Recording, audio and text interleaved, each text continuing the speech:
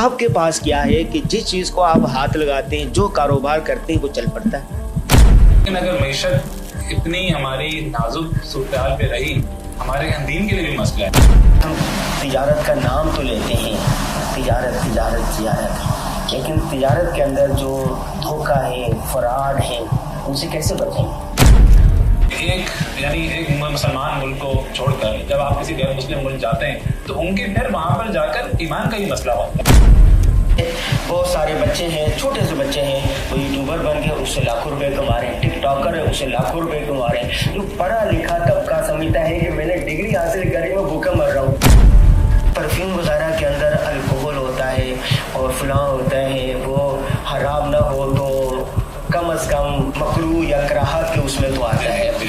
तो आप माशाल्लाह दीनदार हैं, तो आप इधर की तरफ क्यों नहीं? आप सारे तवज्जो उधर है कि बहुत ऑफरें आती होंगी, लेकिन अभी अगर मैं बिल्कुल संजीदा बोलूं तो ऐसी कोई ऑफर नहीं आई है। संजीदा ऑफर नहीं आई? संजीदा ऑफर नहीं आई। अच्छा, आपने इस्लामी नाम क्यों नहीं रखे? बहुत सारे लोगों का कहना है जैसे पाकिस्तान अगर मिसाइल भी बनाता है तो उसका नाम भी खालिद, अब्दाली, होरी, शाहीन, बाबर रखता है, तो आपने अपने परफ्यूम के नाम इस्लामी क्यों नहीं रखे? बिस्मिल्लाहिर्रहमानिर्रहीम। मुआशरे में दो किस्म के लोग होते हैं, नफरतों के सौदागर और खुशबू फैलाने वाले, नाकाम और कामयाब, मुआशरे पर बोझ और मुआशरे का बोझ उठाने वाले। आज हमारे साथ एक ऐसी शख्सियत मौजूद है जो मुआशरे का बोझ कम कर रहे हैं, दूसरों का बोझ उठा रहे हैं, नौजवानों के लिए आइडियल हैं, कामयाब हैं। जी, उनसे मुलाकात करवाते हैं। नाम है उनका मोहम्मद साद अफरीदी साहब। अस्सलाम वालेकुम। वालेकुम अस्सलाम व रहमतुल्लाह। कैसे हैं आप? अल्हम्दुलिल्लाह, बिल्कुल ठीक। अच्छा, कई दफा सुना होता है कि जी मुझे माँ की दुआ लगी। कोई नाकाम होता है तो कहता है कि मुझे मेरी माँ की बद्दुआ लगी। कोई कहता है कि मुझे किसी फकीर ने कहा था, थपकी दी थी, जा बेटा। जहां फिर जाते हैं कामयाबी कदम चूमती है। कभी किसी उस्ताद की खिदमत लगी होती है, कभी किसी को अलादीन का चिराग होता है, जादू की छड़ी होती है, गीदड़ सिंगी होती है। आपके पास क्या है कि जिस चीज को आप हाथ लगाते हैं, जो कारोबार करते हैं, वो चल पड़ता है? जी, सबसे पहले बहुत बहुत शुक्रिया, आपने मुझे अपनी पॉडकास्ट में इनवाइट किया। जो मुझे दो तीन चीज़ें समझ में आती हैं जिससे मुझे बहुत फ़ायदा हुआ। एक तो ये कि जब से मेरी ज़िंदगी दीन के ऊपर आई तो मेरी जो ज़िंदगी है वो स्ट्रक्चर्ड हो गई लाइफ, और बहुत सारे जो लगवियात हैं उनसे इंसान बच जाता है और अपना एक विजन बनाता है कि मेरी असल ज़िंदगी का मकसद जो है वो अल्लाह ताला को राज़ी करना है। जब वो इस मकसद के साथ ज़िंदगी जीता है तो उसको बहुत सारे फ़ायदे ऐसे होते हैं जो सिर्फ आखिरत में नहीं बल्कि दुनिया में भी उसको बहुत फ़ायदा देते हैं।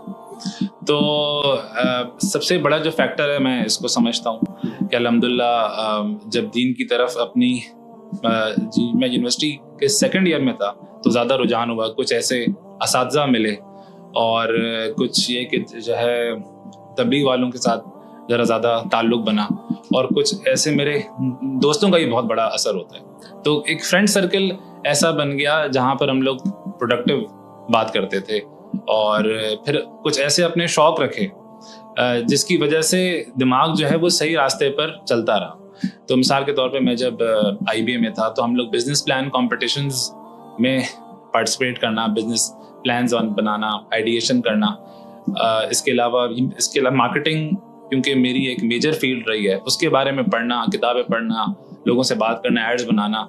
तो ये मैं समझता हूँ कि इसमें बहुत बड़ा रोल है कि अल्हम्दुलिल्लाह अल्लाह ताला ने यहाँ तक पहुँचाया। वो जो कहते हैं कि मुझे मेरी माँ की दुआ लग गई, कोई कामयाब होता है ना, वो हमेशा कहते हैं मेरी अम्मी की दुआ थी। यह कहते थे यार एक अल्लाह वाला मिला था, उसने कहा थपकी दी, उसने कहा ठीक है। ऐसा कुछ है? देखिए, मैं समझता हूँ वालिदैन की दुआएं तो सभी के साथ होती हैं, और मुझे कामयाबी फ़ौरन नहीं मिली है। बिजनेस तो मैं 2016 से कर रहा था, और शुरू के 2 मेरे वेंचर्स फेल भी हुए। और तो ये कि मैं समझता हूँ कि जिस तरह और लोगों को मिलती है कामयाबी, मुझे कोई ज़्यादा जल्दी नहीं मिली, अपने वक्त पर मिली है। और हो सकता है कि शायद थोड़ी देर से ही मिली हो, लेकिन बहुत जल्दी या फौरन नहीं। ठीक है, अच्छा ये बताएं, कामयाबी के अंदर किस्मत का कितना खेल होता है? बहुत सारे लोग होते हैं, वो इतनी मेहनत करते हैं, इतना सरमाया होता है, उनके पास तंजीम होती है, टाइम मैनेजमेंट, सारी चीज़ें होती हैं, उसके बावजूद भी वो नाकाम रहते हैं। और बाज़ लोग ऐसे होते हैं कि वो कामयाब हो जाते हैं। किस्मत का इसमें कितना खेल, आप कितना खेल समझते हैं? मेरे ख्याल में शायद 50-50 होगा, 50% शायद हो, क्योंकि मैं भी जब शुरू के मेरे 1-2 बिजनेस वेंचर फेल हुए और मैं जैसा करना चाहता था वैसा होता नहीं था, तो मुझे ऐसा लगता था शायद मेरी किस्मत बहुत ख़राब है, और एक जहन में ख्याल आता था। लेकिन ये कि बस काम करते रहे और फिर देखा कि वही जिसको मैं समझता था कि शायद मेरी किस्मत ख़राब है, और आगे जाके वही ऐसा लगने लगा कि नहीं, हाँ यार अब किस्मत बहुत अच्छी है। तो मुझे लगता है कि इंसान को तो क्योंकि उसके अमल और उसकी नीयत के हिसाब से मिलता है, तो बस ये आपने ना दुरुस्त समझा कि 50%। हज़रत अली रज़ी अल्लाह ताला अन्हु का एक कौल है, तो किसी ने पूछा कि किस्मत क्या है? उन्होंने कहा कि एक कदम खड़े हुए थे, उन्होंने कहा एक टांग उठाओ, उन्होंने एक टांग उठा ली, तो उन्होंने कहा दूसरा पाँव भी उठाओ, तो दूसरा पाँव उठाने लगे तो नहीं उठा, गिरने। यह कि 50% तकदीर होती है, बाकी 50% आपको अपनी मेहनत करनी पड़ती है। बिल्कुल सही बात, बिल्कुल सही बात, ऐसा ही। आपने बिल्कुल दुरुस्त समझा कि 50% होता है, कि सब कुछ तकदीर या किस्मत में नहीं होता, और सब कुछ मेहनत भी नहीं होती। दो निज़ाम चल रहे हैं, एक ज़ाहिरी निज़ाम, एक खुदा का तकवीनी निज़ाम है। अच्छा ये बताएं कि नज़र बद, हसद, जादू टोना, ये हर मुआशरे में होता है। बिल्कुल। तो आप इस पर यकीन रखते हैं तो हिफाजत के लिए क्या कुछ करते हैं? जी बिल्कुल, ये हक है नज़र लगना, और लोगों को हसद भी होता है। हसद के हवाले से मैं ये कोशिश करता हूँ कि ऐसे काम ना करूँ जिससे हसद को शय मिले। तो एक मुनासिब सी बहुत गाड़ी रखी हुई है, घर भी वही पुराना है, और कोशिश करता हूँ कि लाइफस्टाइल में जितना अफोर्ड कर सकता हूँ उससे कम ही रखूँ, तो उससे भी मैं समझता हूँ कि हसद जो है वो कम होता है। बाकी नज़र से बचने के लिए दुआएं हैं, और जब भी आता है याद तो मैं दुआएं पढ़ता रहता हूँ, और हर साल कोशिश होती है कि मैं इतिकाफ में बैठूं और जो सारी दुआएं मैं भूल गया हूँ रोज़मर्रा की, फिर उनकी वो एक रिवीजन हो जाती है। यानी रूहानियत का पूरा एहतमाम करते हैं आप? जी जी जी बिल्कुल। साथ में ये बताइए कि मुल्की मैशत हो या इदारों की मैशत हो या अफराद की मैशत, इसको बेहतर कैसे किया जा सकता है? जी, अफराद की जो मैशत है उसके ऊपर तो मेरी राय होती है कि मैं सबको बोलूँ कि अपनी फील्ड एक पकड़ें और उसमें फोकस करके एक्सीलेंस हासिल करने की कोशिश करें, और कोशिश ये करें कि उस फील्ड में आपसे बेहतर ना हो। मिसाल के तौर पर आपकी जर्नलिज्म की फील्ड है, और माशाल्लाह आपसे बात करके आइडिया हुआ कि आपने उसकी जो है वो उसके पुरुष पे पहुंचे हुए हैं, आप किताबें लिख रहे हैं, आर्टिकल्स लिख रहे हैं, पॉडकास्ट कर रहे हैं, और आपने अपने आप को हर दिन इम्प्रूव करने की कोशिश कर रहे हैं। तो जब इंसान ये करता है तो किसी भी फील्ड में हो, मैं समझता हूँ कि अल्लाह ताला उसको कामयाबी दे देते हैं। जहाँ तक मुल्की मईशत की बात है, ये उस वक्त तक हमारी इम्प्रूव नहीं होगी जब तक मनहसुल कौम हम लोग मईशत को समझेंगे नहीं। हम सबको ये पता होना चाहिए कि हमारी मुल्क की इनकम कितनी है, यानी एक्सपोर्ट्स कितनी है, हमारी इम्पोर्ट्स क्या है, हमारा खसारा क्या है, हमारी अगर महंगाई हो रही है क्यों हो रही है। बहुत सारी बेसिक, अब मुझे बच्चा आगे कल पूछता है तो उसको पता है कि मैं जो है मईशत में मेरा इंटरेस्ट है, बोलता है कि अच्छा हम लोग जो है वो नोट छाप के अपने कर्जे जो है वो उतार क्यों नहीं देते। तो मैंने कहा ये बहुत अच्छा सवाल है, ये फर्स्ट हर आदमी घर में एक मशीन रख ले नोट छापने वाली। तो मैंने कहा कि देखिए, एक तो ये कि हम मजाक उड़ाए, लेकिन एक ये कि हम लोग, मैंने कहा देखो ये फर्स्ट स्टेप है ये समझने के लिए कि मईशत चल किस तरह रही है, ये हमारी इम्पोर्ट्स किस तरह हो रही है, अगर महंगाई हो रही है तो वो क्यों हो रही है। तो बात ये कि बहुत सी बार अगर कोई चीज कॉम्प्लेक्स होती है ना बहुत, तो लोग उसको, हमारा दिमाग बहुत सी बार अगर हमें उस कॉम्प्लेक्सिटी को अंडरस्टैंड करने की स्किल नहीं होती, तो उसको हम लोग एक कूजे में बंद करने की कोशिश करते हैं। महंगाई इसलिए क्योंकि हमारे हुक्मरान जो हो रहे हैं, या जो है कोई इस तरह की एक जनरल बात करके खत्म कर देते हैं। ना कि खास तौर पे जो मुल्क का एक इंटेलेक्चुअल तबका है जिसने ग्रेजुएट किया हुआ है, उसको ये पता होना चाहिए कि हमारी इस वक्त जो महंगाई है या जो हमारे मुल्क के मसाइल है वो क्यों है। और इस वक्त सबसे बड़ा इस मुल्क का जो मसला है वो है मईशत। मैं समझता हूँ कि एटम बम बनाने के बाद हमारा सिक्योरिटी का मसला ऑलमोस्ट खत्म हो चुका है इंडिया के साथ, उसका जंग का चांस नहीं है। लेकिन अगर मईशत इतनी हमारी नाजुक सूरत हाल पे रही तो ये हमारे दीन के लिए भी मसला है। लेकिन हदीस पाक में ना कादल फकरो अन यकूना कुफरन, फकरो फाका इंसान को कुफर तक ले जाती है। बिल्कुल सही बात। जिसकी मैशत मजबूत होगी आज वही तरक्की करेगा। बिल्कुल सही बात। वो अफराद हो, मुल्क हो, इदारे हो, यानी मैशत तो यानी रीढ़ की हड्डी जैसी रखती है ना। हजूर सल्लल्लाहु अलैहि वसल्लम की अगर हम सीरत पढ़ें, हम नाम लेवा है तो अशरा मुबशरा में 7 ताजिर, सहाबा किराम की अक्सरियत ताजिर, रसूलुल्लाह सल्लल्लाहु अलैहि वसल्लम खुद ताजिर, खदीजतुल कुबरा रज़ियल्लाहु ताला अन्हा खुद ताजिरा। बिल्कुल सही बात। लेकिन मसला यहाँ पर ये आता है कि हम तिजारत का नाम तो लेते हैं, तिजारत तिजारत तिजारत, लेकिन तिजारत के अंदर जो धोखा है, फ्रॉड है, उनसे कैसे बचेंगे? बिल्कुल। अच्छा, मैं इसमें एक बात और बड़ी चलूं कि आपको पता है कि पिछले इलेक्शन में जो दीनी जमात है ओवरऑल उनको वोट बहुत कम मिले जी। और ज्यादातर लोग मैंने देखा कि उनके कमेंट्स ही आए दीनी जमातों की तरफ से कि क्योंकि मगरिब की एक जलगार है और वो हमें दीन से दूर कर रहे हैं, तो हमारी जो नई जो है नस्ल वो दीन से दूर हो गई है, इस वजह से हमें कम वोट मिले। हालांकि मैं समझता हूँ कि ये बहुत ही एक गलत अपने आप को दिलासा देने वाली बात है। असल बात ये है कि हमने खासतौर पर दीनी जमातों ने अवाम के मसाइल को नहीं समझा। इस वक्त सबसे बड़ा जो मसला है वो हमारी मईशत मसला है, और मईशत को उन्होंने समझकर सही से अपने सॉल्यूशन नहीं दिए। इसकी वजह से जो एक आम अवाम है उसने ये समझा कि ये लोग हमारे मसाइल को हल करने के काबिल नहीं है। हालांकि और क्योंकि उनका जो ज्यादा जो फोकस होता है दीनी जमातों को, ये होता है कि हमने अपने आइन को और इस्लामी बना, इसमें हमने और ऐसे नुकात डालने, तो वो मैं समझता हूँ कि हमारा आइन जो है वो इस वक्त बहुत वैसे ही इस्लामी है जी। ठीक है, कोई हमारा जो कानून है वो कुरान और सुन्नत के खिलाफ नहीं बन सकता। कुछ चीजें हैं जो कि आहिस्ता आहिस्ता इंप्रूव हो जाएंगी, लेकिन उस एंड के ऊपर मैं समझता हूँ मजमूई तौर के ऊपर हमने उसके ऊपर एक अच्छा काम कर लिया है। अब सब, चाहे वो सारी सियासी जमातों को, चाहे वो दीनी हो चाहे वो आम, हमने इसके ऊपर बैठ के सबसे पहले तो मईशत को समझना है। देखिए साद भाई, मैं थोड़ा सा इससे इख्तिलाफ करूंगा। मईशत वहां चलती है जहां पर अमन होता है। इब्राहिम अलैहिस्सलाम ने क्या कहा था? रब्बी जअल हाज़ल बलदा अमना, या अल्लाह इस शहर को अमन का गहवारा बना, वरज़ुक़ अहलहू मिनस समरात। आप भी दुनिया में सफर करते हैं, मैं भी सफर करता हूँ। मईशत उन ममालिक के सबसे बेहतर है जहाँ पर अमन होता है, सुकून होता है। पाकिस्तान में अमन नहीं है, बुनियादी वजह ये, लोगों को डर है। लोगों को ये डर है यहाँ से जाऊंगा कोई लूट लेगा, रास्ते में लूट लेगा, फैक्ट्री पर छापा मार देगा, भट्टे की बच्ची आ जाएगी। तो बुनियादी चीज तो अमन नहीं।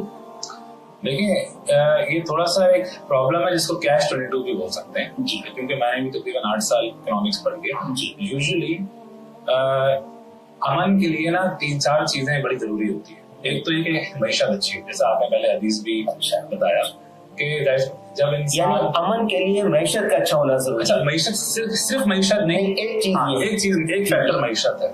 दूसरा आ जाता है आपकी तालीम और तरबियत, आपकी एजुकेशन, लेकिन उसका भी ताल्लुक ना फिर मईशत के साथ जुड़ता है। फिर एक तीसरी आ जाती है आपकी सेहत। तो ये तीनों चीजें मिलकर अमन कायम करने में बहुत बड़ा रोल प्ले करती है। मैं इसकी मिसाल दे दूं कि इस वक्त पाकिस्तान के 50% बच्चे जो है वो स्कूल से बाहर है। बिल्कुल सही। और हमारी 40% आबादी जो है वो से नीचे गुजारी है। ठीक है, और हमारे गालिबन 40 या 50% बच्चे जो है वो या तो स्टंटिंग का शिकार है, यानी उनकी हाइट जो है वो उतनी नहीं है और उनका ब्रेन जो है वो पूरी तरह डेवलप नहीं हो पाया।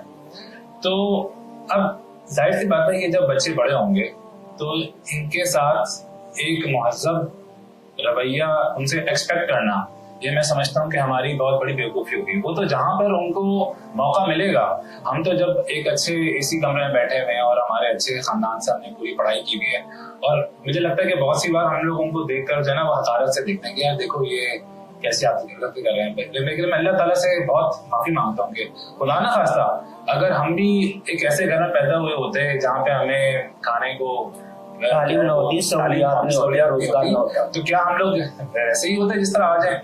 तो इसके ऊपर भी बहुत बड़ा सवालिया निशान है। तो खैर, लेकिन देखें हमारे पास बहुत सारी एग्जाम्पल्स मौजूद हैं।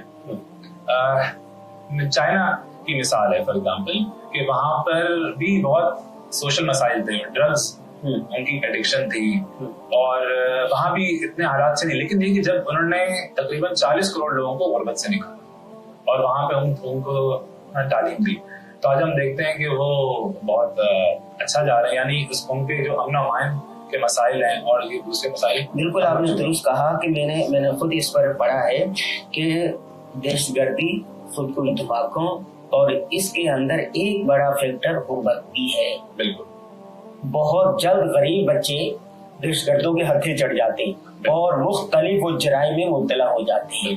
बिल्कुल, देखिए इसमें एक चीज होती है नथिंग टू लूज, यानी अगर एक आदमी जिसकी फैमिली है, उसका घर है, उसके पास बैकअप में कुछ चीजें हैं और वो अच्छी जिंदगी गुजार सकता है, वो किसी भी गलत रास्ते की तरफ जाना उसके लिए बहुत मुश्किल होता है, क्योंकि वो यही सोचता है कि यार मैं अगर गया तो ये सारी चीजें मुझसे लूज हो जाएंगी। लेकिन अगर एक बच्चा है जिसको ना तालीम दी है और वो एक बहुत ही खराब जिंदगी गुजार रहा है, तो उसको जो गलत अनासर है वो उसको आसानी से अब्यूज भी कर सकते हैं, क्योंकि उसके लिए नथिंग टू लूज वाली बात है। तो बोलता है कि ठीक है, अगर लग गया तो चलिए मैं आगे बढ़ जाऊंगा, अगर ना भी हुआ तो मेरी वैसी जिंदगी कौन सी अच्छी है। अच्छा, बहुत सारे जो महरूम तबका है ना, उसकी ये आदत होती है नेचर, वो कहते हैं कि मैं तो मर ही रहा हूँ लेकिन तुम्हें भी नहीं जीना दूंगा, मैं तो परेशानी में हूँ, तू खुश क्यों है, मेरे घर में तो मातम हो रहा है लेकिन तेरे घर में खुशियां क्यों है। बिल्कुल, तो जब माशरे में ये इंसाफ बराबर नहीं होता, खाने जो बुनियादी जरूरियात है, जैसे बुनियादी जरूरियात नहीं होती तो वो मरने मारने पर आ जाता है। बिल्कुल सही बात है। और ये मसाइल ऐसे एक अच्छी देखें, एक तो हमने भी थोड़ी सी एक डार्क साइड जो है वो देखी पाकिस्तान की, लेकिन एक मुस्बत साइड ये है कि हमें अपने मसाइल हल करने के लिए बहुत कोई आउट ऑफ द बॉक्स या बहुत मुश्किल काम भी नहीं है। ठीक है, हमारे मुल्क के कर्जे बहुत बड़े हैं, लेकिन बहुत ज्यादा भी नहीं है कि हम समझें कि नहीं अब तो हम ऐसे दलदल में घुस चुके हैं कि ये बहुत मुश्किल है।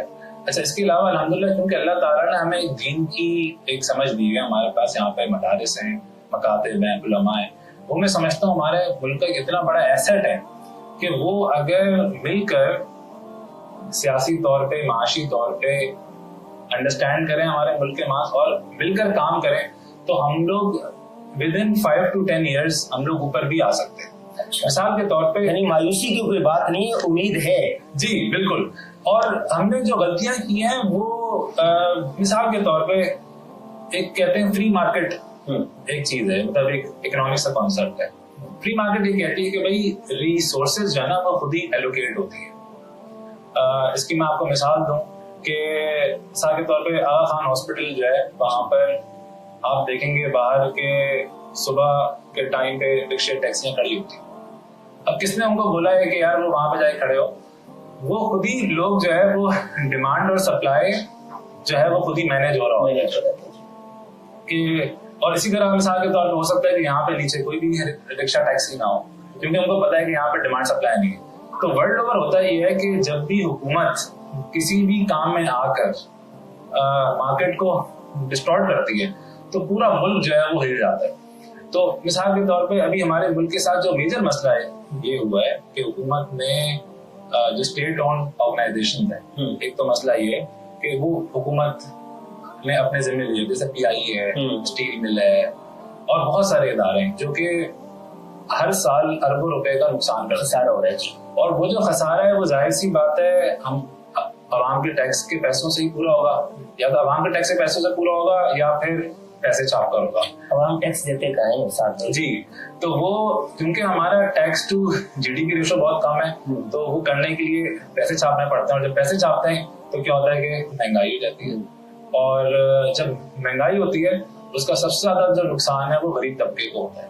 जो पहले ही गरीब है, जो पहले ही गरीब है, जिसके पास एसेट होता है तो वो यूजुअली मिसाल तो किसी के पास गोल्ड है, कोई प्लॉट है तो उसकी तो वैल्यू जो है ना वो वहीं पर सेव रहती है। लेकिन जो बेचारा बिल्कुल तनख्वाहदार तबका है, जो दिहाड़ीदार है, वो गुर्बत की लकीर से नीचे आ जाता है।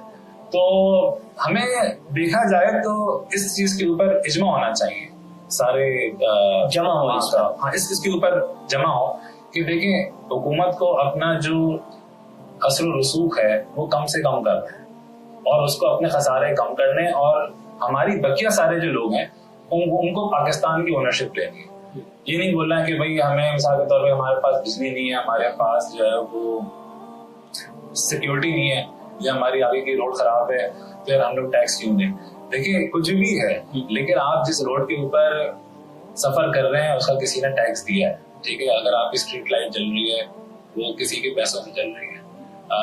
अगर आप अभी भी देखें बहुत बड़े हॉस्पिटल बिना वगैरह ये सब हुकूमत के पैसे से चल रहे हैं। तो बहुत सारे ऐसे काम है, जो भी है पुलिस है हमारे पास, अगर आप कॉल करते हैं तो वो आ जाती है। तो यानी बहुत सारे काम ऐसे हैं जो कि हुकूमत हमारे लिए कर रही है, और खराबियां बहुत हैं, लेकिन इसका हल होने की जरूरत नहीं है। लेकिन इसका हल ये नहीं है कि हम लोग टैक्स ना दें और हम लोग बिल्कुल यानी एक ऐसी रिलेशनशिप में आ जाए जिसमें हम लोग अपनी मुल्क को ओन ना करें।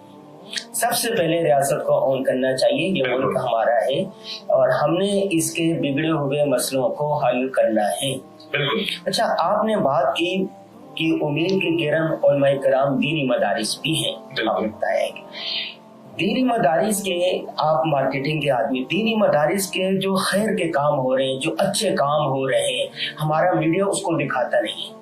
कोई भी अच्छा काम हो, मिसाल के तौर पर अगर तेल ही सस्ता हो गया 25 रुपए या कोई और हो गया या टैक्स कम हो गया, हुकूमत के अच्छे कामों की तशहीर नहीं होती। इसी तरह दीनी मदारिस के जो अच्छे काम है वो अपने कामों की अच्छे तरीके से मार्केटिंग नहीं कर पाते।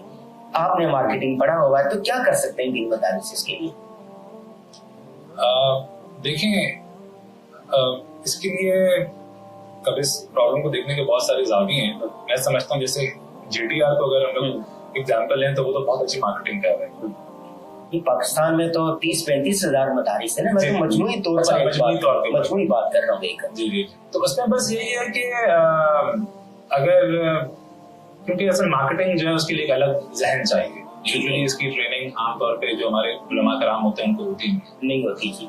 लेकिन अगर उनके साथ कुछ अच्छे लोग अटैच हो जाएं और मिलकर काम करें तो बिल्कुल अच्छी मार्केटिंग हो सकती है। अच्छा, एक और सवाल है, दीनी मजहबी तबका, एक होता है ना उलमा, एक होता है ये नहीं तबलीगी जमात में लगे होते हैं तो वो दीनदार हो जाते हैं, कोई किसी के जमात इस्लामी के साथ होके वो दीनदार हो गए, किसी वजह से दीनदार हो, कोई जिंदगी में एक बड़ा हादसा हुआ, जिंदगी पलट आई, दाढ़ी रखी, अल्लाह वाला होगी।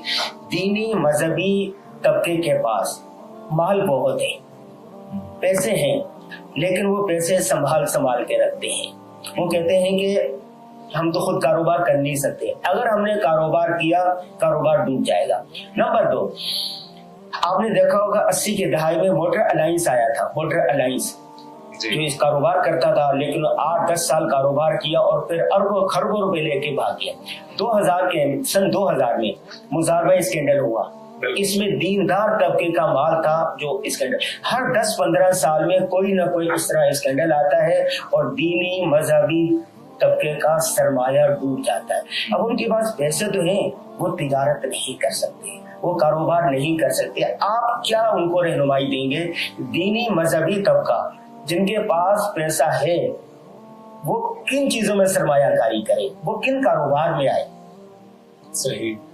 देखिए, मैं तो ये जनरल एडवाइस देता हूँ लोगों को, चाहे वो मजहबी तबका हो या ना हो, कि इंसान को अगर उसके पास जितने भी एसेट है, टोटल एसेट है, उनको 3 हिस्सों में डिवाइड करें। ठीक है। एक तो उसको बेशक वो रियल एस्टेट में रखें। ठीक है। दूसरा हिस्सा जो है वो म्यूचुअल फंड्स में जी इन्वेस्ट करें, यानी कि आप आमतौर पर स्टॉक एक्सचेंज जिसको बोलते हैं। जी। और तीसरा हिस्सा जो है वो किसी एक्टिव बिजनेस में लगाए। अच्छा, एक्टिव बिजनेस से मराद ये है कि कोई किसी के साथ पार्टनरशिप में या कोई दुकान खोले अब वो एक अलग पूरा एक टॉपिक है कि भाई आप किस तरह चूज करें कि आपको कौन सा एक्टिव बिजनेस करना है और उसमें आपके साथ फ्रॉड नहीं होगा। जी, तो उसमें सबसे पहले तो ये कि सबसे पहले देखें कि सब फ्रॉड उस वक्त होता है जब आप किसी ऐसी जगह पे पैसा लगाते हैं जिसका आपको पता नहीं। अब मिसाल के तौर पे अगर आप जर्नलिस्ट हैं तो मैं बोलूंगा कि अगर आप इन्वेस्ट करते हैं अपना एक मीडिया चैनल बनाने में, ठीक है, तो उसमें आपके साथ फ्रॉड होना बहुत मुश्किल, ठीक है। लेकिन अगर आप इन्वेस्ट करते हैं किसी खुशबू के बिजनेस में, अब आपको उसका पता ही नहीं है कुछ, तो आपके साथ फ्रॉड होने का चांस ज्यादा है। तो एक्टिव बिजनेस तो इंसान को वही करना चाहिए जिसकी उसको समझ हो। दूसरी बात है कि उसको उस काम का शौक भी हो। शौक होगा तो वो जाहिर सी बात है फिर एक्टिव रोल तो वो समझेगा। अगर कोई ऊंच नीच होगी तो वो उसको पता करेगा। और तीसरा ये कि आपके पास कारोबार करने से पहले होमवर्क करें ना, जी, मंसूबाबंदी करें। बिल्कुल। लोग एकदम सरमायाकारी लगाते हैं कि जी साद अफरीदी की खुशबू का कारोबार चल पड़ा, लिहाजा मैं भी अपने इधर ले आऊं मार्केट में। साद अफरीदी ने तो उसको पढ़ा है, IBA से पढ़ा है, MBA किया है, मार्केटिंग पढ़ी है और इतने वक्त लगाया है, 8-10 साल लगाए हैं इसमें। तो लोग मंसूबाबंदी नहीं करते। बिल्कुल। और इसमें ये भी कि आपकी कौन सी फील्ड में ट्रेनिंग है, ठीक है, स्किल्स किस फील्ड में, तो इसकी तो इसमें आमतौर पे जो दीनी तबका है, जो उलमा मदारिस है, एक तो मेरी उनसे ये भी गुजारिश होती है कि कोई वो हार्ड स्किल भी अपने लोगों को सिखाए। जिस तरह मशा तौर पे जामिअतुल रशीद में जर्नलिज्म कुछ पढ़ाते हैं, तो इसी तरह थोड़ी बहुत ही मार्केटिंग का पता हो, थोड़ी बहुत अकाउंटिंग का पता हो, इतनी बेसिक चीजें पता हो कि अगर कभी इंसान अपना कारोबार करने के ऊपर आए तो उसको ये पता हो कि इस कौन सी सीढ़ी पे कदम रखना है, मुझे कौन सी सीढ़ी कहाँ पे जाएगी। फिर वो जाहिर सी बात है अगर उसका मुताले का शौक होता है और सीखने की चीज शौक होता है तो वो सही कर लेता है। यानी बिजनेस करने से पहले बिजनेस करना सीखना चाहिए, उसकी ट्रेनिंग होनी चाहिए, उसकी तरबियत होनी चाहिए। बिल्कुल। और बिजनेस की भी अब सीखने की भी बहुत सारे जावी है ना, यानी हर बिजनेस के सीखने की अलग ट्रेनिंग होगी। तो मिसाल तौर पर अगर मैंने मार्केटिंग एजेंसी खोलनी है तो उसकी एक अलग ट्रेनिंग है, मुझे अगर मीडिया हाउस खोलना है उसकी अलग ट्रेनिंग है, सॉफ्टवेयर हाउस खोलना है उसकी अलग ट्रेनिंग। साथ भाई एक बात और है, जो दीनदार तबका होता है ना, या जो कारोबार कर रहा होता है, जब वो दीन की तरफ आ जाता है, तबलीगी जमात की तरफ आ जाता है, तो वो ये समझता है कि शायद कारोबार करना दीन के खिलाफ है, ये तो दुनिया है, दुनिया कमानी नहीं चाहिए, हमने मर जाना है और चले जाना है आखिरत में। तो वो फिर दीन में होते हुए ना कारोबार को उतनी अहमियत नहीं देता है। कई मतलब लोग ऐसे सामने हैं कि दीन में दीनदार होने के बाद उनका कारोबार नीचे और बिल्कुल नीचे आ गया। इसकी क्या वजह है कि लोग दीनदार तबका कारोबार को अहमियत क्यों नहीं देता? बिल्कुल। अच्छा, इसमें दोनों साइड पे हमारे पास स्टोरीज मौजूद हैं। ऐसे भी है कि भाई मिसाल के तौर पे कोई बंदा दीन में था, वो कारोबार में बहुत लगा तो उसकी वजह से वो बेचारा दीन में बहुत कमजोर हो गया। और ऐसा भी है कि वो अच्छा था कारोबार, लेकिन जब दीन में लगा तो कारोबार कमजोर हो गया। तो इसका जो एक मतलब एक बहुत फाइन बैलेंस है। और इसमें बुनियादी तो ये है कि भी हमें जो फराइज हैं उनका हमें पता हो कि हमारे दीन में क्या फराइज हैं और वो हम उनको पकड़े रहें, उनसे हमारी जो है वो नजर ना छूटे और उनको पूरी तरह अमल करने की कोशिश करें। लेकिन उसके अलावा हम लोग कारोबार को भी या अपने रिस्क हलाल को भी दीन का हिस्सा समझें, जो कि हम लोग आमतौर पे नहीं समझते जी। और उस वजह से मैं देखता हूँ कि बहुत सारे दीनदार लोग एक्सेलेंस पे नहीं जा पाते। वो ऐसे बिजनेस जो है वो कोटा पूरा करने के लिए करते होते हैं, बल्कि बहुत सी बार तो ऐसी केस स्टडीज भी बताते हैं कि अच्छा भाई मैं जो पहले 8 घंटे काम करता था, फिर अब मैं 6 घंटे काम करता हूँ, अब मैं 4 घंटे काम करता हूँ। पकड़ते बताते हैं कि अल्लाह ताला बहुत दे रहा है। हालांकि दीन इस्लाम को सरमाए की भी जरूरत है। अब्दुर्रहमान बिन औफ की कितनी तिजारत थी। रसूलुल्लाह सल्लल्लाहु अलैहि वसल्लम ने कहा कौन है जो ये कुआं खरीद के दे? हज़रत उस्मान रज़ी अल्लाह ताला। तो दीन इस्लाम में अब्दुर्रहमान बिन औफ भी हैं, अबू ज़र भी हैं जो बुजुर्ग और सूफी थे, अबू हुरैरा भी हैं जो इल्म हासिल करने वाले थे, खालिद बिन वलीद भी हैं जो तलवार चलाने। यानी दीन के मुख्तलिफ शोबों में एक अहम और बड़ा शोबा तिजारत का है। बिल्कुल। और मैं उन लोगों को एक एग्जांपल देता हूँ, जब मुझे कोई बोलता है ना कि यार अल्हम्दुलिल्लाह मैं जब दीन में आया और अब मैं दीन को बहुत वक्त देता हूँ और अब मैं कारोबार को कम से कम वक्त दे रहा हूँ और अल्लाह ताला ने ठीक रखा हुआ है। मैं कहता हूँ कि देखें हमारे जो भी आप माशाल्लाह बहुत अच्छा कर रहे होंगे, कारोबार आपका कर रहे हैं, बच्चे सब चीजें आपकी ठीक है, लेकिन अगर देखा जाए तो हम लोग बिलउमूम हमारी जो बिजनेस कम्युनिटी, अगर आप उसको इंटरनेशनल बिजनेस कम्युनिटी या एंटरप्रेन्योर्स के साथ मैच करते हैं तो आपको पता चलता है कि हम लोग बहुत दूर हैं, बहुत दूर हैं।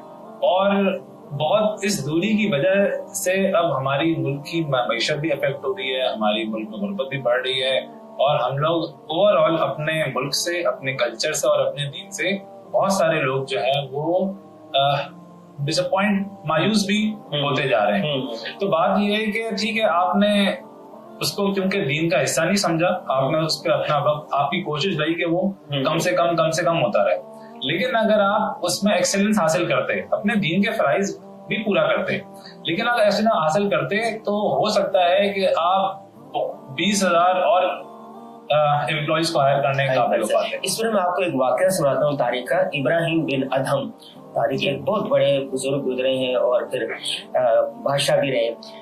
इनके एक मुरीद थे, उनका नाम था शकीक बल्खी।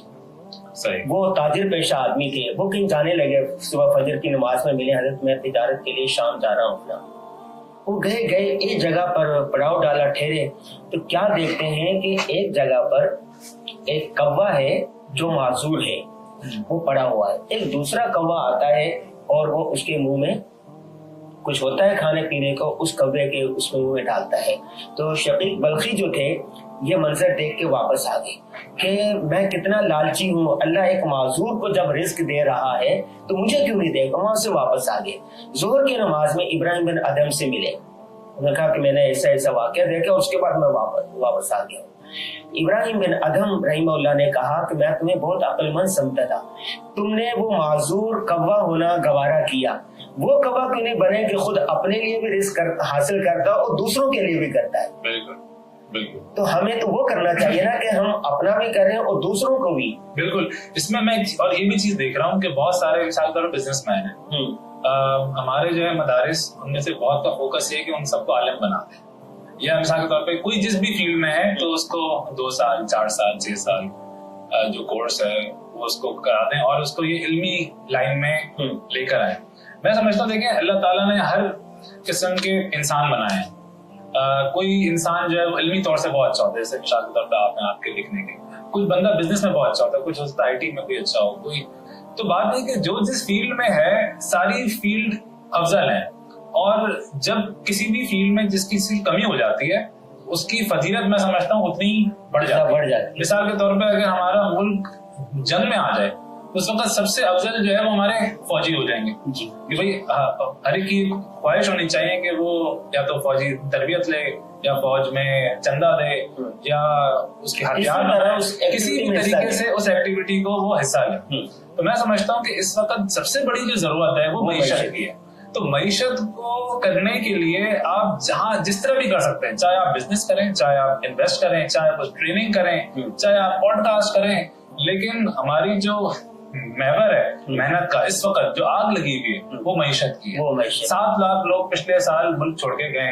आप मुझे बताए ना कि एक मुसलमान मुल्क को छोड़कर जब आप किसी गैर मुस्लिम मुल्क जाते हैं तो उनके फिर वहां पर जाकर ईमान का ही मसला बनता है। खास तौर पे वो लोग जो कि इकोनॉमिक डेस्परेशन में जाते हैं। बाहर तो आप भी जाते हैं लेकिन आप अपने पेट की वजह से नहीं जाते, तो आप अपनी वैल्यूज को और अपने जो आपके फिक्र है उसको आप जमा रखते हैं। लेकिन जो लोग बेचारे मजबूरी में जब बाहर जाते हैं तो फिर उनको बहुत सारे कॉम्प्रोमाइज करने पड़ते हैं। अच्छा, ये कारोबार के लिए तालीम की कितनी जरूरत है? पूरी दुनिया में यूनिवर्सिटी मॉडल चैलेंज हुआ है। जब से बहुत सारे बच्चे हैं, छोटे से बच्चे हैं, कोई यूट्यूबर बन के उससे लाखों रुपए कमा रहे हैं, टिकटॉकर है उससे लाखों रुपए कमा रहे हैं। तो पढ़ा लिखा तबका समझता है कि मैंने डिग्री हासिल करी, मैं भूखा मर रहा हूँ, मैं अपनी बीवी का पेट नहीं पाल रहा। तो आप समझें कि इसमें बिजनेस में तालीम की कितनी अहमियत है, या चंद महारतें और स्किल हासिल करें और कारोबार करें। बिल्कुल। अच्छा देखिए, हमारे भी कंपनी में कुछ एम्प्लॉइज थे, उन्होंने ये शेयर किया हुआ था कि देखें वो किसी ने एक क्लिप बना दी, ये कर दिया और इतना वायरल हो गया और इतना पैसा आ गया। देखिए, सबसे पहले तो नंबर्स भी होने चाहिए ना। तो ये जो लोग हैं जिनको हम लोग जानते हैं, जिन्होंने, ये बहुत ज्यादा लोग नहीं, वो कितने, यानी ये करोड़ों में 100 लोग होंगे, 200 लोग होंगे, ठीक है। तो ये एक्सेप्शन है, अगर तो ये सब काम करने की वजह से इंसान इतना ही फायदा होता तो फिर तो आज सभी लोग होते हैं ना। तो सबसे पहली बात तो ये कि ये, लेकिन ये तो कहते हैं कि जितने बड़े कारोबारी हैं वो सारे वो हैं जो स्कूल में नाकाम थे, स्कूल से निकाले हुए, भागे हुए।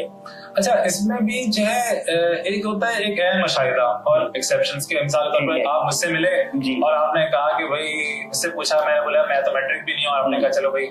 लेकिन वैसे जो आपकी इंटरनेशनल स्टडीज हुई हैं उसमें यह आता है कि आपकी जो जब आप ग्रेजुएट होते हैं या मास्टर्स होते हैं जी, अमेरिका की स्टडीज है कि जितना आप ज्यादा बेहतर आपकी पढ़ाई होती है उतनी ज्यादा आप बेहतर जो है वो कमा लेते हैं, उतना बेहतर आप स्केल कर सकते हैं। अब इसमें भी 3-4 अलग अलग चीजें हैं। देखें, एक तो है स्पेशलाइज स्किल। फॉर एग्जाम्पल, अगर आप आईटी की फील्ड में अगर आपने बिजनेस करना है तो आपको खुद कोडिंग, प्रोग्रामिंग, ये सब चीजें आनी चाहिए। अगर आपको ये नहीं आती होंगी तो मैं समझता हूँ आप एक सॉफ्टवेयर हाउस भी अच्छा नहीं चला सकते, आप लोगों को मैनेज भी नहीं कर सकते जो लोग ये काम करते हैं। या अगर कर भी लेंगे मैनेज तो आपको मुश्किल आएगा, मुश्किल पेश आएगी। तो मैं तो सबको ये बोलता हूँ कि आपको अपने हालात देखने। इस वक्त मिसाल के तौर पर आपके फैमिली में पैसों की किल्लत है और आप बोलें कि नहीं, मुझे अच्छा कमाने के लिए ग्रेजुएट होना जरूरी है, तो मैं समझता हूँ कि अब वो जरूरत खत्म हो गई। आपको चाहिए कि आप कोई भी हार्ड स्किल सीख कर, वीडियो एडिटिंग सीख लें, ठीक है, आप कैमरा हैंडलिंग सीख लें, जो भी आप कर आप कमाना शुरू करें और उस धारे में आ जाएं कि आप अपनी फैमिली की जरूरियात पूरी कर सकें। जिन लोगों के पास इतनी इस्तेदाद है कि वो यूनिवर्सिटी पढ़ सकते हैं, यूनिवर्सिटी में भी बहुत सारी यूनिवर्सिटी हैं, यानी कुछ हमारी टॉप 5 यूनिवर्सिटीज हैं या पाकिस्तान की टॉप 20 है, वो मैं समझता हूँ बहुत अच्छा काम कर रही है जी। मैंने क्योंकि खुद भी पढ़ा है और मैं बहुत सारी अपनी जो सक्सेस है उसमें उनको वो एट्रीब्यूट करता हूँ कि वहां पे जो मैंने चीजें सीखी और वहां पे जो मुझे माहौल मिला। एक होता है ना, बंदा घर पे बैठ के अगर उसको माहौल नहीं होता तो मैं अगर हो सकता मैं देख रहा होता यूट्यूब, लेकिन कुछ और वीडियो देख रहा होता। तो जब 4-5 साल आपको माहौल मिलता है, उसमें आपकी ट्रेनिंग होती है, तो उसका फायदा असर तो बहुत होता है। बहुत सारी चीजें आप ऐसी भी सीख लेते हैं जिनका आपको शौक नहीं होता, लेकिन क्योंकि कोर्स में आपको जबरदस्ती सीखनी पड़ती है, पर उसका फायदा होता है। मिसाल के तौर पे मुझे अकाउंटिंग शुरू से पसंद नहीं थी, लेकिन मुझे जबरदस्ती, क्योंकि आपने बीबीए करना है तो अकाउंटिंग पढ़नी है आपने, तो वो हमने पढ़ी। अब क्या हुआ कि जब बिजनेस किया तो क्योंकि वो अकाउंटिंग पढ़ी हुई थी तो मैं ज्यादा बेहतर बिजनेस कर सकता हूँ, कैश फ्लो मैनेज कर सकता हूँ, प्रॉफिट एंड लॉस स्टेटमेंट बना सकता हूँ। कोई अगर मुझे चीजों को मैं जो है वो प्रॉब्लम आइडेंटिफिकेशन कर सकता हूँ, फाइनेंशियल रेशियोज पे काम कर सकता हूँ कि यार अगर कहीं पे कोई भी मसला है तो अच्छा ये कौन से उसमें। अब अगर कोई ऐसा बंदा हो जिसने वो अकाउंटिंग के कोर्सेज ना पढ़े हुए हों, मेरे ऐसा बनता हूँ, तो या तो अब वो सीखे पूरा इस लेवल पे आके, लेकिन इस लेवल पे आके सीखने का जो एपेटाइट है वो भी कम होती रहती है। अच्छा, होता ये है कि 90% तलबा और तालिबात या औलाद जो तालीम हासिल कर रहे होते हैं वो माँ बाप की मजबूरी से हासिल कर रहे होते हैं। माँ बाप उसको मजबूर करते हैं आपने डॉक्टर बनना है, माँ बाप उसको मजबूर करते हैं आपने आलिम बनना है, माँ बाप उसको मजबूर करते हैं आपने ये करना है। मैं आपको सुनाऊं कि एक तालिब इल्म था दौरे हदीस में, मैं पढ़ा रहा था एक जगह पर, तो वो दीवार के साथ टेक लगा के बैठा था। उसे मैंने क्या पढ़ क्यों नहीं रहे? उसने कहा कि बाद में मुझे कहने लगा मेरा पढ़ने के 1% भी शौक नहीं है, मैं अपनी अम्मी की वजह से पढ़ रहा हूँ। उसने कहा है कि तुमने ये आलिम बनना है, मैं तो कारोबार करता हूँ और 8 घंटे में कारोबार में लगाता हूँ। तो बहुत सारे, नानी ने कहा कि आपने डॉक्टर बनना है, बस वो पढ़ रहे उसका शौक कुछ और होता है। ऐसे आप क्या कहेंगे? बिल्कुल, देखिए, एक तो इसमें मैं हमेशा अपने जो अम्मी अब्बू हैं उनको भी बहुत बड़ा क्रेडिट देता हूँ कि उन्होंने हमेशा बोला बेटा तुम वो काम करो इसमें शौक है। तो जब मैंने उनको जब अपने बिजनेस का शौक जाहिर किया तो उन्होंने उसको सपोर्ट किया। तो ये तो बात है कि इंसान वो काम करे जिसको उसका शौक है। और लेकिन ये भी बात जरूरी है समझने के लिए कि आप जब कोई भी काम करते हैं तो इसमें ये नहीं है जरूरी कि आपको सिर्फ वही काम करने पड़े जिनको आपका शौक है। मैं अगर बिजनेस कर रहा हूँ और मुझे अगर अकाउंटिंग पसंद नहीं है, ठीक है, तो लेकिन मुझे वो अकाउंटिंग करनी पड़ेगी क्योंकि वो बिजनेस का एक हिस्सा है, मैं उसको कहीं पे उसको मैं अवॉइड नहीं कर सकता। तो ये बात बिल्कुल सही है कि किसी पे एक तो अपनी जो जबरदस्ती नहीं करनी चाहिए टीचर्स को, और मैंने ये भी मतलब असातिज़ा वो वालिदैन को, और ये भी है कि जिस तरह मेरे एक जना खानदान में 2 बच्चे थे, मैंने देखा कि वो बड़े क्रिएटिव हैं और जस्ट स्ट्रीट स्मार्ट हैं, बोलने का उनको बड़ा फन है, यानी उनकी इमोशनल इंटेलिजेंस बहुत ज्यादा है। उनके जो वालिदैन हैं वो ग्रेजुएट्स हैं, तो उनकी ये ख्वाहिश थी कि वो अपने बच्चों को ग्रेजुएट बनाए और वो कोई ऐसी उन तालीम दें कि अगर कोई उनसे पूछे कि भाई आपके बच्चे क्या हैं, तो बोल सके कि हाँ मेरे बच्चे ने बैचलर्स किया हुआ यहाँ से, या मैंने उसने ये किया बैचलर, या उसने मास्टर्स किया वहां से। तो अब जब उन्होंने बच्चों को उसमें डाल, और बच्चों का भी ऐसा माइंड बना कि उन्होंने बोला हाँ डिग्री तो बड़ी जरूरी है। मैं जब बच्चों से मिला तो मैंने कहा इनका माइंड ऐसा है, या इनका माइंड इस वक्त तक आ गया है कि ये लोग 4 साल की वो डिग्री नहीं कर सकते, ये लोग छोड़ के भाग जाएंगे। उससे अच्छा ये है कि इनको शौक है जिस चीज का, किसी को ग्राफिक्स का शौक है तो वो 6 महीने ग्राफिक्स का कोर्स करे, वो काम शुरू करे, और मैंने कहा कि वो जो है हो सकता है 1 साल 2 साल बाद ग्रेजुएट से ज्यादा पैसे कमाएगा, क्योंकि उसमें उसका शौक होगा। उन्होंने बात नहीं मानी, अच्छा बात नहीं मानी, और वही एक डिग्री में आए, और डिग्री भी उन्होंने किसी तरह ऐसे के तैसे की, लेकिन वो डिग्री उनके किसी काम की नहीं थी, और उसकी वजह से उन्होंने अपना वक्त जाया किया, और आज वो जो है बहुत पीछे। साथ भाई जो नौजवान है ना तबका, नई जनरेशन है, उसकी रहनुमाई करने वाला कोई नहीं, उनका मेंटोर कोई नहीं, जिसकी वजह से वो मजबूर होते हैं बस औकात, और वो काम नहीं कर पाते। खैर ये बहुत सख्त बातें हो गई हैं मैशत की, तो हल्की फुल्की बातें हो जाए। और ये था कि आपने अपने बिजनेस का नाम रखा हुआ सेंट एंड स्टोरी। जी जी। तो मैं खुशबू लगाए, और स्टोरी का यहाँ क्या मतलब है कि खुशबू लगाएं और स्टोरियां कहानियां सुनाते रहें, क्या मतलब है इसका? जी, तो मैं जब अपना नाम रख रहा था, खुशबू का बहुत शौक था, और इस चीज का इस्तेजार हुआ कि हर खुशबू जो है ना आपको एक कहानी सुनाती है। अच्छा, फिर मैं सही समझा? बिल्कुल आप सही समझा कि हर खुशबू जब आप सुनते हैं तो आपका जो माइंड है वो खुद चीजों से रिलेट करना शुरू हो जाता है। अच्छा यार, ये जो खुशबू है वो मैं जब घूमने गया था तो वहां पर वैसी खुशबू आ रही थी, या ये खुशबू जो है मेरी नानी के घर से आती है, या मेरे अब्बू ऐसी खुशबू लगाते हैं, ठीक है, या मैं उस इवेंट में गया था तो वहां पर ऐसी खुशबू आ रही थी, या ये जो है इसकी ऊद की खुशबू है, या ये अंबर की खुशबू है, ठीक है, ऐसे लोगों को ऐसी खुशबू पसंद होती है। तो हर खुशबू जो है वो एक कहानी सुना रही है, और मैंने इस चीज का एक गैप आइडेंटिफाई किया कि हम लोग खुशबुओं के पीछे उनकी कहानियां नहीं सुना रहे, और किस तरह ये जो खुशबू हैं ये हमें आपस में मिलाती हैं।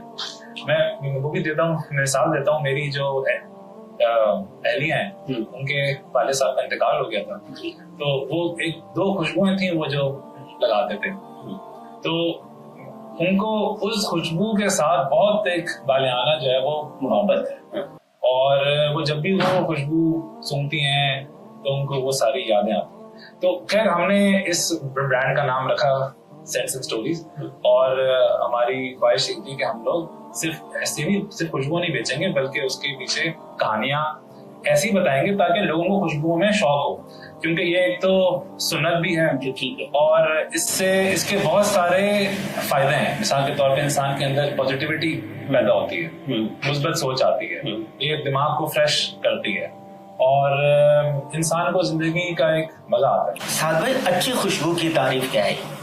अच्छी खुशबू किससे कहेंगे? देखिए, सबसे पहला तो ये है क्राइटेरिया कि जब आप वो खुशबू लगाएं और सुने तो आपको मजा आए। ये मेरे हिसाब से सबसे बड़ी तारीफ है खुशबू की। अच्छा, कहते ये है कि खुशबू अपने लिए नहीं, खुशबू तो दूसरों के लिए लगाई जाती है जी, कि दूसरे कहें कि वाह क्या अच्छी खुशबू लगाई है। जी, अच्छा देखिए, अब यहाँ पर आ जाती है कॉम्प्लिकेशन। तो अगर आप नंबर 1 पूछे तो मैं तो बोलूंगा देखें खुशबू अच्छी वो है जो कि आपको बहुत अच्छी लगे। अब यहाँ पर होता है कि ये लोगों को भी पसंद आए, क्योंकि इंसान ये चाहता है कि उसको कॉम्प्लीमेंट्स मिले, लोग उसकी तरफ आगे उससे मिलना पसंद करें। तो अब क्या है कि अब इंसान को इसकी बीच की राह जो है वो निकालनी पड़ती है। अब मिसाल के तौर पे आम तौर पे जो गर्म इलाके के लोग हैं उनको ठंडी खुशबुएं पसंद होती है। अच्छा, ठीक है, और जो ठंडे इलाके के लोग हैं उनको गर्म खुशबुएं पसंद होती है। अच्छा, ये भी है कि आमतौर पे खवातीन को बॉडी फ्रेग्रेंसेस इतनी पसंद नहीं होती जितनी के मर्दों को होती है। चिकूट टाइप की अगर वो खुशबू है तो बस आपने खैर ये देखना होता है कि और ये हर आदमी का फर्क होगा, क्योंकि मैं इस इंडस्ट्री में भी 8-10 साल से हूँ, कि मैंने देखा है कि हर आदमी को कोई एक ऐसी खुशबू होती है जो उसको बहुत पसंद होती है, जो और लोगों को भी पसंद होगी, लेकिन वो बोलेंगे हाँ यार ठीक है, बहुत खुशबू है, ये भी खुशबू है। लेकिन कुछ खुशबू ऐसी होंगी जो बोले हर आदमी की एक खुशबू ऐसी होती है जहां पर उसके आगे सुई उसकी अटकती है। अच्छा, और वो भी जो है वो एक जैसी नहीं रहती, वो भी यूजुअली एज के साथ इवॉल्व करती है। तो आमतौर पे जैसे बच्चे होते हैं, जैसे उनको मीठी टॉफियां वगैरह खाना पसंद होती है, इसी तरह उनको मीठी खुशबुएं भी पसंद होती है। अच्छा, फिर आहिस्ता आहिस्ता फिर उनको फ्रेश एक्वेटिक और सिट्रस पसंद आता है। फिर लोगों को वुडी, जैसे उनकी 30s 40s में आते हैं तो वो ओरिएंटल खुशबुएं ज्यादा पसंद आती हैं।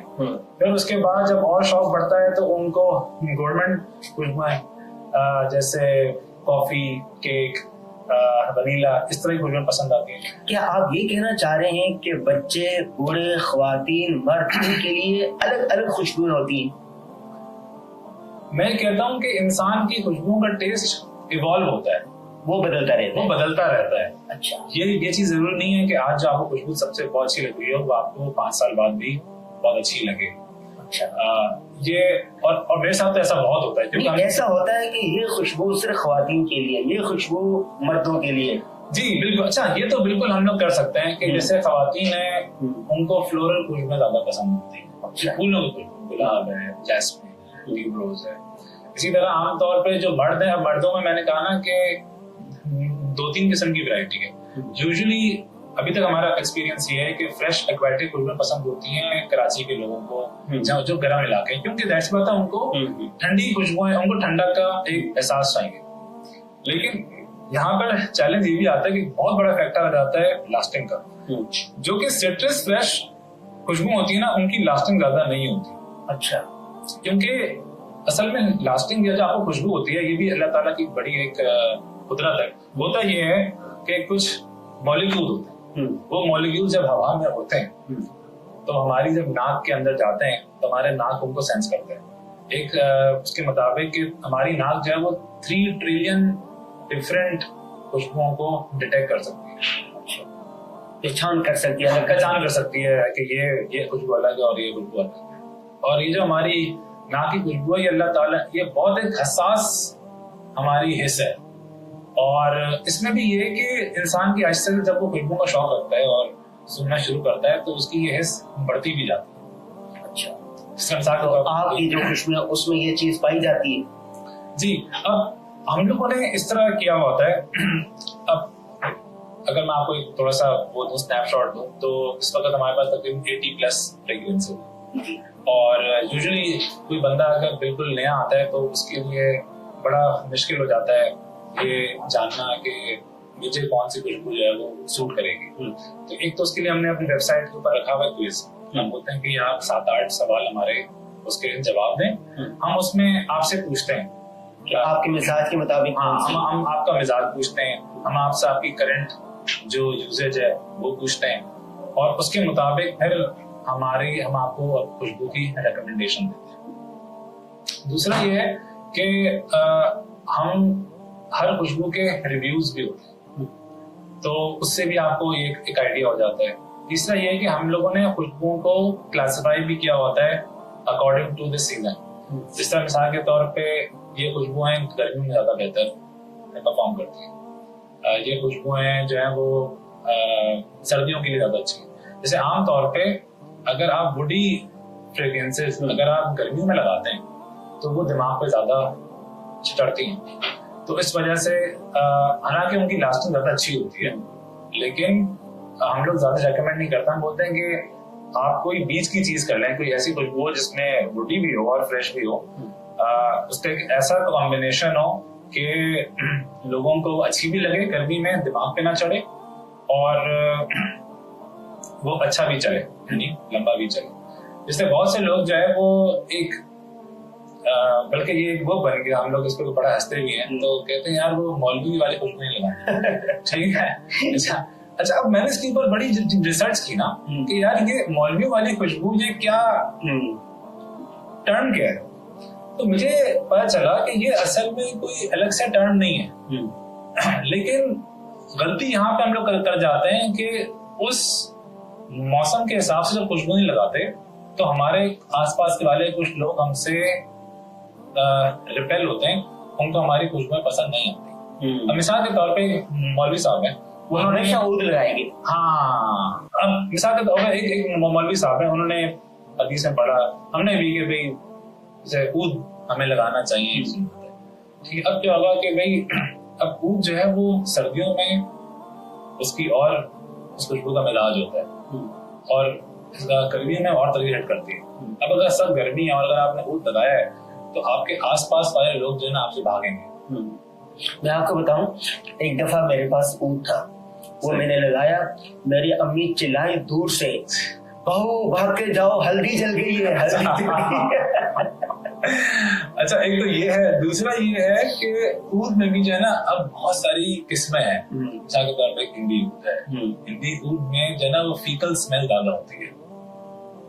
कंबोडी ऊद में फिर थोड़ा सा उसका मिजाज हल्का होता है आमतौर पे, लेकिन वो भी मास प्लीजिंग स्मेल नहीं है। यानी अगर आप 100 लोगों को सुंघाएं और उनको ये ना बताएंगे क्या है तो बोलेंगे, और उसके साथ कोई और भी खुशबुएं अगर आप रखें तो लोगों को वो ज्यादा पसंद नहीं आएगी। अच्छा, बात हुई मौलवियों की, तो यहाँ पर एक बड़ा सवाल है कि बहुत सारे उलमाए किराम आज भी इतर लगाते हैं, ऊद लगाते हैं, वो सेंट और परफ्यूम नहीं लगाते। उनका कहना होता है कि अब देखिए जितने बड़े उलमाए किराम हैं, ये बुजुर्गाने दीन है, उनकी जेब में एक छोटी सी वो एक छोटी सी शीशी होगी, मैं नमूने के तौर पर लाया हुई, इस तरह की होती है, उम्मन ऐसे रखी होती है, मुख्तलिफ किस्म की वो जेब में रखी होती है। वो कहते हैं कि ये परफ्यूम वगैरह के अंदर अल्कोहल होता है और फलां होता है, वो हराम ना हो तो कम अज कम मुबाह वो मकरू या कराहत के उसमें तो आता है। तो आप माशाल्लाह दीनदार हैं, तो आप इतर की तरफ क्यों नहीं, आप सारे तवज्जो उधर है जी। अच्छा, एक तो हमारे पास अच्छा देखिए, पहले जैसे गाड़ी थी ना, एक मैनुअल गाड़ी है और एक ऑटोमेटिक गाड़ी है। आपने देखा होगा कि कुछ सालों से ऑटोमेटिक गाड़ियों को ज्यादा रुझान हो गया है क्योंकि वो आसान है। अच्छा, इतर में और परफ्यूम में जो स्प्रे वाली है उनमें फर्क सिर्फ इतना है, सिर्फ उसमें जो इथेनॉल का फर्क है जो कि बनता है और वो उसको स्प्रेबल बना देता है। स्प्रे करना की मिसाल वैसी जैसे ऑटोमेटिक गाड़ी, ये थोड़ा सा ज्यादा आसान है, चीज वही होती है, चीज वही है। अच्छा, बस आपने उसका अज्जा का फर्क नहीं, अज्जा का कोई फर्क नहीं।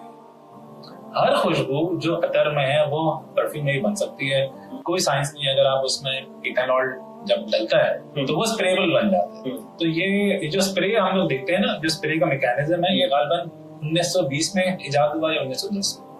तो उसकी वजह से क्या हुआ कि खुशबू लगाना आसान हो गया और खुशबू की जो प्रोजेक्शन है वो बेहतर हो गया। अच्छा, ये भी लोगों में गलतफहमी है, इसके इजालत बहुत जरूरी है। जी बिल्कुल। और जो उलमा है, मेरे ख्याल में सारे उलमा ने उसके ऊपर ये फतवे दिए हैं कि जो खुशबू है, जो परफ्यूम है, इसको आप लगा सकते हैं, क्योंकि एक तो ये कि ये वो उस शराब से नहीं बनाई गई, ये जो है तो ये एक अल्कोहल, लेकिन ये इथेनॉल है जो कि आमतौर पे गन्ने से निकलता है और इसमें और ये फौरन उड़ भी जाता है, यानी विद इन 2-3 सेकंड जो है उड़ जाता है। तो खैर फतवे बेतहाशा मौजूद है, अगर आप सर्च करेंगे तो। अच्छा, ये जो खुशबू है आप बनाते हैं जी, वो होता है ना कि कहीं की मट्टी, कहीं का रोड़ा, मती ने कुंबा जोड़ा, कहीं की यहाँ से आपने अज्जा ले लिए, यहाँ से पैकिंग ले ली, यहाँ से मुख्तलिफ जगहों से मुख्तलिफ चीजें लेके आप अपना लेबल लगा के इसको बेच देते हैं। ये सारी चीजें आप खुद बनाते हैं? देखें, रॉ मटेरियल्स जो है ना वो तो पाकिस्तान में किसी एक भी खुशबू के नहीं बनते। होता यह है कि एक खुशबू में तकरीबन 60 से 100 रॉ मटेरियल होते हैं जो कि मिलकर वो बनते हैं। इनमें से ज्यादातर एरोमा केमिकल्स होते हैं। मिसाल के तौर पे लिनालॉल एक है जिससे लेमन की खुशबू आती है, ठीक है। इसी तरह केमिकल्स हैं, तो अब ये सारे केमिकल्स तो बाहर मुल्कों में ही बन रहे हैं, ठीक है, पाकिस्तान में नहीं बन रहे। तो चाहे कोई खुशबू रुमाल लगा के बेच रहा हो मस्जिद के बाहर, चाहे खुशबू कोई बहुत अच्छे मॉल में ब्रांड बना के बेच रहा हो, उसके जो अज्जा हैं वो इम्पोर्टेड ही हैं, ठीक है, वो लोकल नहीं है, क्योंकि हमारे यहाँ पर उसकी लोकल प्रोडक्शन होती ही नहीं। ठीक है। सिर्फ एक मेजर अज्जा जिसको इथेनॉल बोलते हैं, जो कि गन्ने का बाय प्रोडक्ट है, वो सिर्फ पाकिस्तान में बनता है। पाकिस्तान उसको एक्सपोर्ट भी करता है, लेकिन उसके अलावा जो भी चीजें हैं वो पाकिस्तान में नहीं बनती। मेरा सवाल दूसरा था, इससे थोड़ा सा हटकर, कि बहुत सारे लोग कहीं से कोई चीज ली, बनी हुई चीज ली, जैसे मिसाल के तौर पर शहद की मिसाल ले लें, वहां से शहद खरीदा या अपनी पैकिंग में किया, अपना स्टिकर लगाया, अपना ब्रांड लगाया और बेच दिया। जी जी। अच्छा, इसमें अब बहुत सारे मॉडल्स हैं। इसमें यूजुअली जो क्या बोलते हैं फ्रेग्रेंसेस है ना, ये बनाना एक बहुत स्पेशलाइज्ड फील्ड है। और इसमें अब होता ये है कि हर ब्रांड, चाहे वो हम हैं या कुछ और है, यूजुअली हम लोग उन लोगों पर मुनसर होते हैं जिसको परफ्यूमर्स बोलते हैं। ठीक है। जिसकी एक बकायदा डिग्री होती है और इसमें लोग बहुत साल लगाते हैं, 10 साल 20 साल लगाते हैं, तब जाके वो एक बेहतर खुशबू बना सकते हैं। तो हम लोग उन लोगों से और उन कंपनियों से राब्ते में होते हैं और वो ब्लेंड्स बनाते हैं जिसको कॉन्सेंट्रेट्स बोलते हैं। ठीक है। फिर यहाँ पर उसकी एक अलग नेक्स्ट स्टेज की ब्लेंडिंग होती है इथेनॉल के साथ। तो हाँ, लेकिन ये कि उनको सही डायरेक्शन देना, उसकी क्वालिटी, उसकी इफेक्टिवनेस, उसकी फील, ये सब वो अच्छा वो लोग जो काम करते हैं वो वैसा है जैसे एक कुक होता है। जैसे बिरयानी है, वो 100 रुपए की भी होती है और वो 500 रुपए की भी होती है। जो 100 रुपए की होगी, जाहिर बात है उसमें टोटा चावल होगा, उसमें कम मसाले होंगे, बोटी छोटी होगी और उसमें हो सकता है महंगी चीजें ना डली। इसी तरह खुशबू भी होता है कि एक मिसाल के तौर पे डीएनए है, कुछ डीएनए बड़े मशहूर होगा। मिसाल के तौर पे एक खुशबू है कूल वाटर, मिसाल दे रहा हूँ, ज्यादा लोगों ने उसका नाम भी सुना हुआ होगा। हर अगर आप किसी भी खुशबू वाले के पास जाएंगे तो उसके पास उस कूल वाटर से मिलती जुलती खुशबू होगी। अच्छा, लेकिन आपको रेट में बहुत फर्क मिलेगा। मिसाल के तौर पे जो रुमाल वाला होगा वो हो सकता है एक मिसाल के तौर पर 12 ml की खुशबू दे रहा हो 300 रुपए में, कोई 500 में दे रहा होगा, कोई 1000 में दे रहा होगा, कोई 2000 में दे रहा होगा। अब हो सकता है कि मार्जिन का भी फर्क हो, कोई हो सकता है कि 50% मार्जिन पे काम कर रहा हो, कोई 30 पे काम कर रहा हो, कोई 80 पे काम कर रहा हो। फिर पैकेजिंग का फर्क हो जाएगा, मार्केटिंग का। लेकिन बहुत बड़ा फर्क जो है वो रॉ मटेरियल का भी होता है। अच्छा। तो उसमें जो ब्लेंड बना हुआ है, अगर मिसाल के तौर पे वो 20 अज्जा से मिलकर बना हुआ है, तो उसकी हो सकता है कि इंटरनेशनल क्वालिटी कॉस्ट आती हो $25 पर केजी। और अगर एक ब्लेंड है जो कि 60 इंग्रेडिएंट से बना हुआ है और वो ज्यादा आपको अच्छी फील दे रहा है, तो हो सकता है उसकी इंटरनेशनल मार्केट में कॉस्ट जो है वो $60 पर केजी पड़ रही है। तो बात ये है कि हर कोई ऑर्डर पे बनाता है, यानी हमारे पास जो ये ब्लेंड आते हैं पाकिस्तान में, ये भी ऑर्डर पे बनते हैं, और वो ऑर्डर पे आपकी स्पेसिफिकेशन के हिसाब से बनते हैं। ठीक है। अच्छा, फ्रांस को खुशबू का और स्टाइल का शहर गढ़ कहा जाता है। फ्रांस जाना हुआ? नहीं, मेरा नहीं जाना हुआ, क्योंकि असल में मैंने अपने कारोबार के सिलसिले में कितने ममालिक का सफर किया? मेरा ज्यादा ताल्लुक जो है वो दुबई में रहता है। वहाँ पर मेरी कंपनी खुली हुई है अल्हम्दुलिल्लाह, वहाँ पर हमारे एड्स भी चल रहे हैं और वहाँ पर ऑफिस है। तो दुबई आना जाना ज्यादा होता है, और वो आप समझें कि मिडिल ईस्ट में अब उसमें फ्रांस की काफी जगह है। यानी आपको दुबई में बहुत सारी चीजें ऐसी मिल जाती हैं, बल्कि बहुत सी बार मेरे एक दोस्त हैं वो फ्रांस में रहते हैं। बहुत सारे लोग जाते हैं ना मुख्तलिफ ममालिक में, वहाँ से चीजें कॉपी करके आती हैं। तो अच्छी बात है, जहाँ से कोई अच्छी चीज मिले उसको कॉपी कर लेना चाहिए।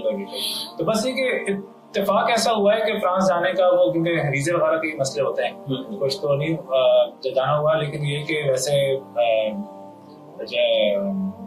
अल्हम्दुलिल्लाह काफी घूमते फिरते रहे, क्योंकि मेरे वालिद साहब PIM होते थे, हमारे फ्री टिकट होते थे, तो उसकी वो रशिया जाना हुआ है, जापान जाना हुआ है। साथ भाई, बहुत सारे नाक़िदीन का कहना है या हासिदीन का कहना है कि आपका काम और कारोबार इतना बड़ा नहीं है। आप चूंकि मार्केटिंग के आदमी हैं, मार्केट करके अपने कारोबार को, अपने बिजनेस को आप बढ़ा चढ़ा के बयान करते हैं, क्या कहेंगे? जी, देखिए इस वक्त हमारे जो है वो 200 फुल टाइम एम्प्लॉइज हैं और हमारी 20 आउटलेट्स हैं। और इस वक्त क्योंकि बहुत सारी चीजें जो है ना इंसान छुपा नहीं सकता जी। लोगों के सामने होते ही हैं। तो जैसे आप वेबसाइट ट्रैफिक भी आप देख सकते हैं। जिस वक्त हमारा जो स्टोर है वो फ्रेग्रेंसेस में वेबसाइट ट्रैफिक के हवाले से भी नंबर 1 है जी। और अल्हम्दुलिल्लाह अल्लाह ताला ने बड़ी कामयाबी दी है इस फील्ड में। हम लोग दराज के ऊपर सबसे ज्यादा रिव्यूड स्टोर है। और ये कि अल्हम्दुलिल्लाह जो पूरा सिस्टम चल रहा है इसी वजह चल रहा है कि अल्हम्दुलिल्लाह हम लोग जो है वो ज्यादा लोगों को बेच पाते हैं, ज्यादा हमारे रिपीट ऑर्डर्स हैं और एक अच्छी हमारी टीम बनी हुई है, हमारी प्रोडक्ट अच्छी है। तो ये कुछ वजह अल्लाह ताला ने अल्हम्दुलिल्लाह। ठीक है। अच्छा, आपने अपने खुशबुओं के नाम उड़ान, सोच इस तरह रखा है, आपने इस्लामी नाम क्यों नहीं रखे? बहुत सारे लोगों का कहना है जैसे पाकिस्तान अगर मिसाइल भी बनाता है तो उसका नाम भी खालिद, अब्दाली, गौरी, शाहीन, बाबर रखता है, तो आपने अपने परफ्यूम के नाम इस्लामी क्यों नहीं रखे? अच्छा, ज्यादातर जब हम लोग सर्च करते हैं ना खुशबुओं के नाम तो वो लिए जा चुके होते हैं पहले। अच्छा। तो जो आमतौर पे अरबी नाम है तो जो यूई के जो ब्रांड्स हैं जी, मैं देखता हूँ कि ज्यादातर जो जिसपे मेरा भी दिल चाहता है बहुत सी बार तो वो ऑलरेडी नाम लिए होते हैं। तो हम तो वो नाम ढूंढ रहे होते हैं जो किसी और ने ना लिए। बाकी ये कि कोई हमारा स्पेसिफिक नहीं होता है कि हमने अंग्रेजी रखने हैं या हमने उर्दू रखने हैं। तो अच्छा इसमें ऐसा होता है ना, जैसे अगर आप इंग्लिश माहौल में चले जाएं तो आप गुड मॉर्निंग और फलां और उनकी तरह उठना बैठना कॉफी, इसमें अगर अरबी माहौल में चले जाएं तो आप माशाल्लाह, सुबहान अल्लाह, अल्हम्दुलिल्लाह, नमाज, कुरान इसकी तरफ आते हैं। माहौल का और नाम का एक फर्क पड़ता है, एक असर होता है, नाम का असर तो मुसल्लम है। तो इसलिए कहते हैं कि नाम अगर इस्लामी रखेंगे तो खुद ब खुद आदमी का ज़हन उतर जाएगा। अच्छा, इसमें ना एक तो ये भी है कि हमारी जो मार्केट है, हम लोग क्योंकि आमतौर दीनदार लोगों में रहते हैं, हमें ऐसा लगता है कि सब लोग ही पाकिस्तान दीनदार हैं और दाढ़ी टोपियों वाले हैं। लेकिन रियलिटी ये है कि हमारी जो आबादी वो बहुत ज्यादा नहीं है, यानी जो दीनी तबका है वो मुझे लगता है, मेरा एक इसके ऊपर रिसर्च तो नहीं है लेकिन 5 से 10% ही होगा, ज्यादा करें 20%। तो अब ये है कि हमने तो सबके लिए, हमने तो मार्केट के हिसाब से चलना है, जिसकी खपत सबसे ज्यादा है, जो चीज लोगों को ज्यादा पसंद आ रही है। तो इसकी वजह से हमने जो है वो बहुत ज्यादा अरबिक नामों को या इस्लामिक नामों की तरफ हमारा रुझान भी नहीं किया है, टू बी वेरी ऑनेस्ट, क्योंकि वो हमारी मार्केट है नहीं, वो वहां पर हमको ज्यादा बेचते नहीं है। तो क्योंकि हम लोग अपने कस्टमर से ज्यादा कनेक्टेड रहते हैं, उनकी चॉइसेस दूसरे होते हैं, तो उनको देखकर आप फिर नाम रखते हैं, उनको देखकर और उनसे रिव्यूज लेकर। तो मैं इसको यही जवाब दूंगा कि ये कोई बस ये खुद ही से हो गया है, उसके ऊपर बहुत ज्यादा हमने सोचा नहीं है। हाँ, तो होता ये है कि हमारे पास जब ये खुशबू एक डीएनए आता है तो हम लोग अपने कंटेंट राइटर्स को बोलते हैं कि भाई आप अपने नाम जो है ना सजेस्ट करो। तो वो 30 साल में 50 नाम करते हैं, सजेस्ट करते हैं, उसके ऊपर रिसर्च करते हैं और जो खुशबू बेहतर उनको जो नाम फिर हम लोग मशवरे के साथ तय कर लेते हैं। अच्छा, 2 बातें, बहुत सारे लोग ये होते हैं कि उनका कोई ना कोई मद्दे मुकाबिल होता है, या बहुत सारे लोग सोचते हैं कि मुझे उनकी तरह बनना है, फलां की तरह बनना है, उसकी तरह बनना है। आपका मद्दे मुकाबिल क्या है और आप कहाँ जाना चाहते हैं, कहाँ पहुंचना चाहते हैं, किसकी तरह, आपका आइडियल कौन है, आपका हीरो कौन है? जी, इसमें 2 किस्म के लेवल्स हैं हमारी खुशबू की इंडस्ट्री में। एक तो जो दुबई बेस्ड ब्रांड है मोस्टली, वो बहुत अच्छा काम कर रहे हैं, जिसमें रसासी, अजमल, अफनान, अरमाफ, ये कुछ बड़े नाम हैं जो कि $100 मिलियन से इनके ऊपर के बिजनेस है, किसी के $500 मिलियन बिजनेस है। तो इन्होंने अपना बड़ा नाम बनाया यूएई बेस्ड हाउस में। तो ये पहली मंजिल मेरे ख्याल में ये है कि एटलीस्ट इनके बराबर आया जाए या उन जैसी प्रोडक्ट क्वालिटी पैकेजिंग की जाए और उस किस्म का अपना फुटप्रिंट बनाया जाए। फिर उससे ऊपर का एक लेवल है जिसमें फ्रेंच ब्रांड्स हैं, जिसमें गुची, YSL, टॉम फोर्ड, वो फिर और ऊपर का एक लेवल है तो ख्वाहिश जो कि यही है कि जब किसी भी फील्ड में जाएं तो एक्सीलेंस हासिल करें, तो फिर ये ख्वाहिश होती है कि उन जैसा ब्रांड बनाया जाए। आपके मुस्तकबिल के अहदाफ में, विजन में, फिक्र में ये है कि दुनिया की 100 बड़ी कंपनियों में इंशाल्लाह आपकी कंपनी आएगी, कभी सोचा ही? जी बिल्कुल। मैंने एक किताब पढ़ी थी बिल्ड टू लास्ट, उसमें वो उन कंपनीज का जिक्र करते हैं जिन्होंने 100 साल पूरे किए जी, और उसकी उनकी वो आदत देखते हैं कि उन्होंने क्या काम किया। तो सबसे पहले तो मेरी ये ख्वाहिश होती है कंपनी बड़ी हो या ना हो, लेकिन वो लंबा चले, एटलीस्ट हमारे गुजर जाने के बाद चले, सिस्टम ऐसे बनेंगे। और दूसरा ये जाहिर सी बात है क्योंकि बहुत सी बड़ी बड़ी कंपनी ऐसी भी गुजरी जो कंपनी तो बहुत बड़ी हो गई, लेकिन क्योंकि उनके स्ट्रक्चर वीक थे, सिस्टम वीक थे, वो फौरन जब उनका जो मेन बंदा फाउंडर था वो जब दुनिया से गया तो वो कंपनी बैठ गई या 30-40 साल बाद उसका जवाल आ गया।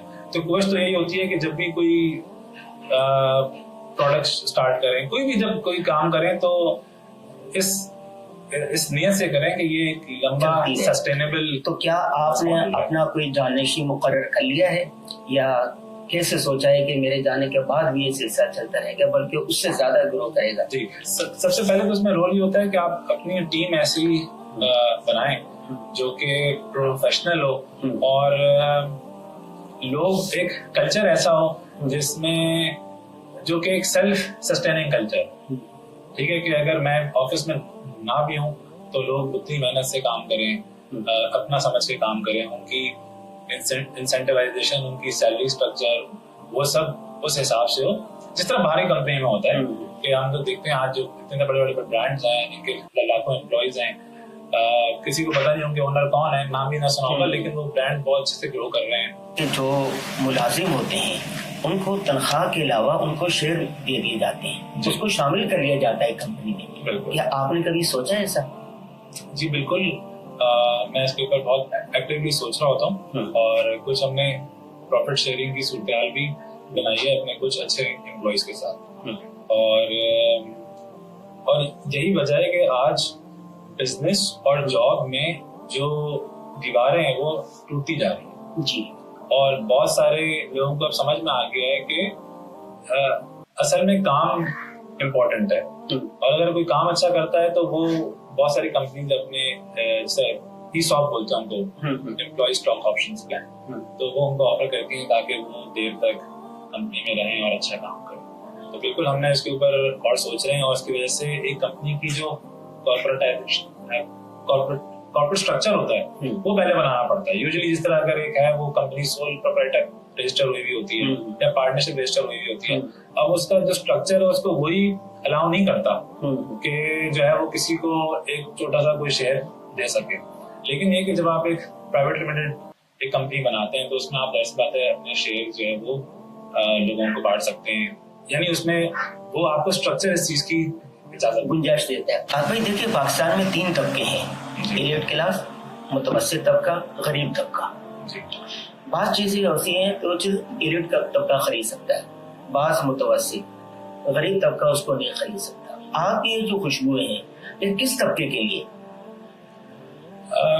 अच्छा, अब लोगों की तो इतनी गुर्बत हो गई है और जो हमारे मुल्क के हालात हैं, तो मैं समझता हूँ कि अभी तो एलिट तबका ही खरीद रहा है, यानी अगर कोई 1500-2000 रुपए की भी खुशबू खरीद रहा है तो उसके वो कहते हैं कि ये तो अयाशी वाली चीज है, बुनियादी चीज तो खाना पीना बिजली, यहाँ से वायरल हो गई तो खुशबू लगाए। बिल्कुल। तो लेकिन ये कि हमने अपनी प्राइसेस बहुत अफोर्डेबल रखी हुई हैं। यूजुअली आपको हमारी ये खुशबू अगर अदर फॉर्म में है, यानी रोल ऑन जिसको हम लोग बोलते हैं, वो 600 रुपीज उसकी स्टार्टिंग है। अच्छा, 600 रुपए से? 600 रुपए। और 600 रुपए तो गरीब भी खरीद लेगा जी। और जो हमारी स्प्रे वाली परफ्यूम है 50 ml, वो स्टार्ट हो जाती है हमारी 1300 रुपए से। और फिर हमारे जिसका 5 ml के टेस्टर्स भी होते हैं, उनका 5 का सेट जो है वो 1000 रुपए का होता है। तो यूजुअली हमने मिडिल क्लास जो तबका है या जो अपर मिडिल क्लास जिसको बोल सकते हैं, उसको ही नजर में रख के बनाइए, क्योंकि वही पाकिस्तान में सबसे ज्यादा है इस वक्त। कोशिश ये की है कि अपने जो कस्टमर्स हैं उनको वैल्यू दी जाए। अच्छा। यानी जब वो हमारी खुशबू लगाएं तो उनको लगे कि आपकी खुशबू हर एक की दस्तरस में है। एक आदमी नवाबशाह में बैठा हुआ या पत्तोकी में है, वो आपकी खुशबू कहाँ से खरीदेगा? जी, वैसे तो इस वक्त हमारी 20 आउटलेट्स हैं और हम लोग पाकिस्तान के सारे बड़े मॉल्स में। अच्छा। और वो सारी जो आउटलेट्स की है डिटेल वो हमारी वेबसाइट के ऊपर भी है। हाँ। तो पहले आप ये भी देख सकते हैं कि मेरे आसपास कौन सी आउटलेट है। इसके अलावा वो हमारी वेबसाइट है, एड्स तो पूरा पाकिस्तान हमारे देख रहा है। तो ऑनलाइन भी है? जी, तो वो ऑनलाइन ऑर्डर कर सकते हैं। हमने ऑनलाइन ऑर्डरिंग का जो सिस्टम है वो बहुत स्मूथ भी बनाया हुआ है और बहुत फास्ट भी है। इस वक्त सिर्फ पाकिस्तान में है और यूएई में। अच्छा, इसके अलावा नहीं? अगर कोई ऑनलाइन ऑर्डर करे तो आप भिजवाते?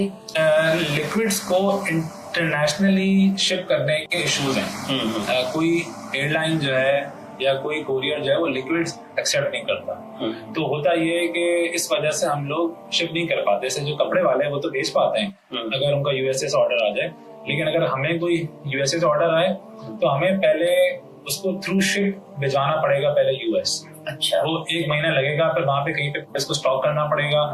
अपनी इन्वेंट्री को फिर वहां पे कोई वेयर हाउस बना के वहां से शिप करना पड़ेगा। अच्छा। तो ये हमारी इंडस्ट्री का और जो cosmetics industry as a whole उसका ये चैलेंज है, जो कि आमतौर पे अपैरल इंडस्ट्री को नहीं है। आपकी रूटीन क्या 24 घंटे की?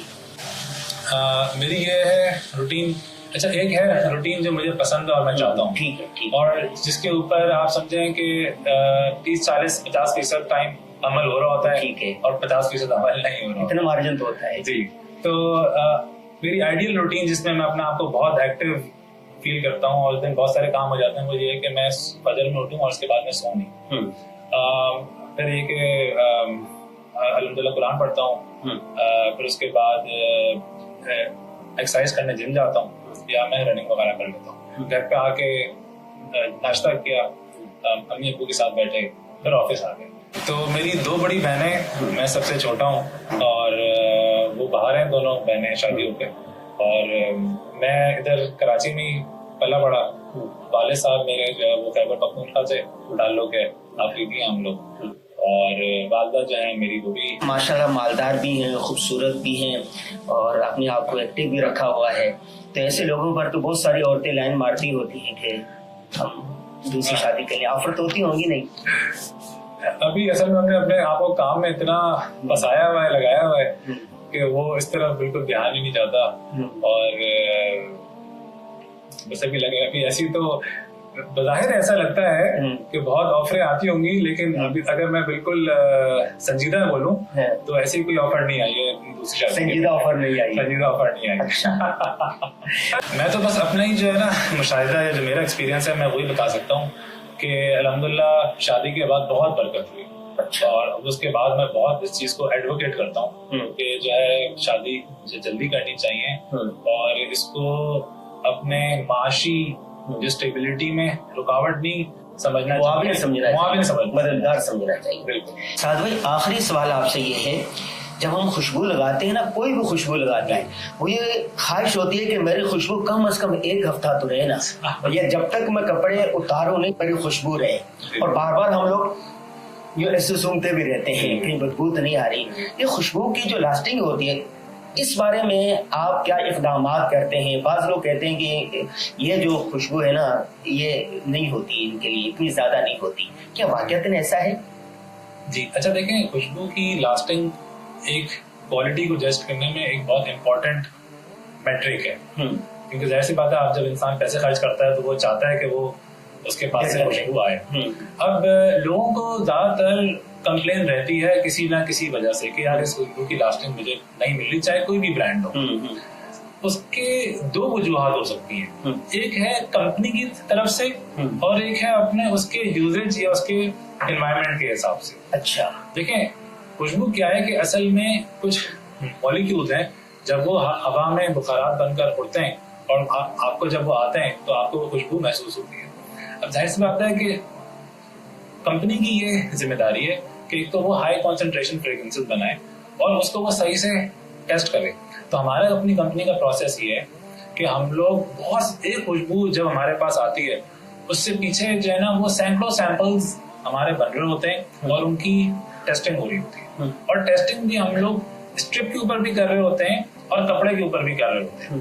फिर उसके बाद हम लोग बकायदा लोगों से रिव्यू भी लेते हैं, लोगों को चेक कराते हैं, अपनी कंपनी से बाहर लोगों को भी, कि वो हमें बताएं कि ये इस खुशबू की लास्टिंग कैसी है। खुशबू का काम है उड़ना, तो वो तो उड़ेगी। अब जाहिर सी बात है, जब उड़ेगी तो वो जल्दी खत्म हो जाएगी। जल्दी कितनी देर में खत्म हो जाती है आपकी खुशबू, कब तक रहेगी? जी अच्छा, अब ये भी इसका कोई स्ट्रेट आंसर हो नहीं सकता, इसलिए क्योंकि ये खुशबू टू खुशबू पे डिपेंड करता है। अच्छा। यूजुअली जो वुडी ओरिएंटल फ्रेग्रेंसेस हैं ये ज्यादा लास्ट करती हैं। इसमें आप समझें कि 6 घंटे से लेकर 24 घंटे के बीच। और जो सिट्रस फ्रेश फ्रेग्रेंसेस हैं वो आप समझें कि 3 से 8 घंटे के बीच में वो लास्ट करती हैं। तो ये कुछ वजह है कि मैं लोगों को ये बोलता हूँ कि एक तो खुशबू की पूरी साइंस समझें कि ये खुशबू की लास्टिंग क्या है। अब मिसाल के तौर पे एक बंदा अगर एसी कमरे में, तो उसकी खुशबू की लास्टिंग ज्यादा होगी। बहुत सी बार लोग ये भी बोलते हैं कि हमने पहले आपकी खुशबू खरीदी थी तो उसकी लास्टिंग बहुत ज्यादा थी, अब नहीं है। होता ये है कि हमने तो अपनी क्वालिटी और अपनी प्रोडक्ट को हम लोग कंसिस्टेंट रखते हैं। आपका जो एनवायरनमेंट है वो चेंज होता रहता है, जिसकी वजह से आपको परफॉर्मेंस में फर्क मिलता है। लेकिन मैं एक ही बात सबको ये बोलता हूँ कि जितनी लास्टिंग को लेकर हम लोग फोकस करते हैं, इसके ऊपर रिसर्च करते हैं और मेहनत करते हैं, शायद बहुत कम लोग करते हैं। आमतौर पर ऐसा खुशबू में आमतौर पर नहीं होता। यूजुअली कंपनीज 5 साल का पीरियड लिखती है कि, लेकिन 5 साल बाद भी वो खुशबू चलती है। कि मेरी ऑनलाइन अकेडमी है, मैं जर्नलिज्म पढ़ाता हूँ, सहाफत पढ़ाता हूँ। सही। तो 10 साल हो गए ऑनलाइन पढ़ाता हूँ और तकरीबन 62-63 ममालिक के तलबा मुझसे पढ़ चुके हैं। अच्छा, जो मुझसे पढ़ते हैं उनके लिए ये गिफ्ट होता है। अच्छा, तो आपके लिए ये गिफ्ट है, आपके टेबल पर रखा रहेगा। बहुत खूबसूरत, माशाअल्लाह। अल्लाह ताला आपकी मेहनत को कबूल फरमाए और आपको और आगे लेके जाए, और इसी तरह हमारे माशरे में मुस्बत सोच को और दीन की सोच को परवान चढ़ाने का जरिया। आज माशाल्लाह बहुत सारी बातें हो गई। आखिर में आपको पता है कि मैं मुख्तलिफ किताबें लिखता हूँ, तो मैं हांगकांग का सफर किया था, 23 ममालिक का हमने सफर किया है। अच्छा। और मुख्तलिफ सफरनामे और 25 किताबें लिखी है। ये किताब कल ही छप कर आई है। अच्छा, तो ये हम आपको करते हैं। और आप किताबों को तो शौकीन है, मुताले के रसियां हैं आप। बिल्कुल, और आपसे पहला ताल्लुक भी मेरा ऐसे ही बना कि आपकी किताब मैंने पढ़ी, जो इस्लाही मजालिस। बिल्कुल। अच्छा। तो मैं इंशाल्लाह बिल्कुल जरूर पढ़ूंगा और इंशाल्लाह लोगों को भी बताऊंगा। अल्लाह ताला आपको बहुत जज़ाए खैर दे।